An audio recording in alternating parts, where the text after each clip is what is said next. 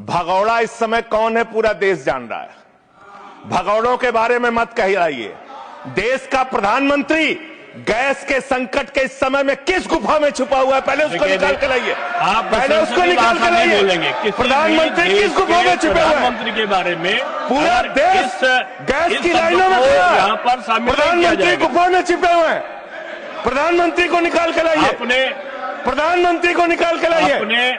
मुद्दों पे बात नहीं करेंगे। इस्तेमाल किया है, ये शब्द ठीक नहीं है। मध्य एशिया के अंदर जो युद्ध चल रहा है इजराइल और अमेरिका और ईरान के बीच में, आप क्यों इजराइल की चमचागिरी में खड़े हो गए, जिसके कारण से हिंदुस्तान को आज गैस का संकट भुगतना पड़ रहा है। पूरा देश लाइन में खड़ा है, गांव लाइन में खड़ा है, शहर लाइन में खड़ा है, एक एक इलाका लाइन में खड़ा है। होटल बंद हो रहे हैं मान्यवर। मोरवी के अंदर गुजरात में टाइल्स की फैक्ट्रियां बंद हो रही है मान्यवर। आपने क्या हालत की है। आप राज्यों के साथ न्याय नहीं करते, आप ग्रामीण व्यवस्था के साथ न्याय नहीं करते। आपने बनारस के अंदर 4200 एकड़ जमीन वहां के किसानों की जबरन कब्जा की। 2013 का जो अधिकरण का नियम है, वो नियम आपने लागू नहीं किया। वहां लाठियों से किसानों को पीट के प्रधानमंत्री के संसदीय क्षेत्र में जमीनें कब्जा करने का काम आपने किया। जो पंजाब पूरे देश का पीडीएस सिस्टम चलाता है, 50% भागीदारी पंजाब के किसानों की होती है। आपने पंजाब के रूरल डेवलपमेंट का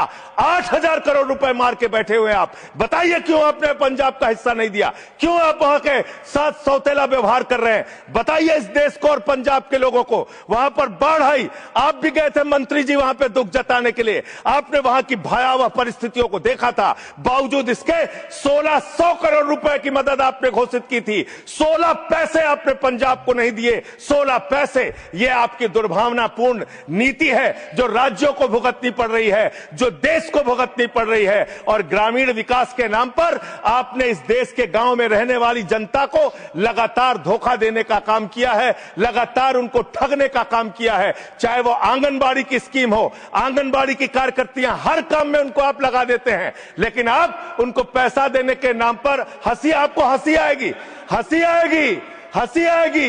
आंगनबाड़ी की योजना गांव में ही चलती है, गांव में ही चलती है, हंसी आएगी आपको। मान्यवर, मैं अंत में एक ही बात कहना चाहता हूं। मंत्री जी ने कहा भागिएगा नहीं, मैं बिल्कुल बैठ के आपकी एक एक बात को सुनूंगा। मंत्री जी, ध्यान से सुनूंगा।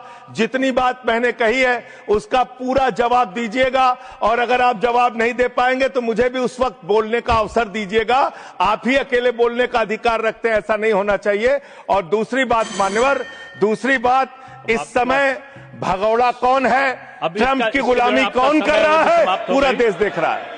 माननीय, जो भी इस चर्चा के दौरान जो भी सदस्य असंसदीय शब्द आया होगा वो शामिल नहीं होगा चर्चा में। अब अगर है तो नहीं होगा, अगर असंसदीय नहीं है तो शामिल होगा।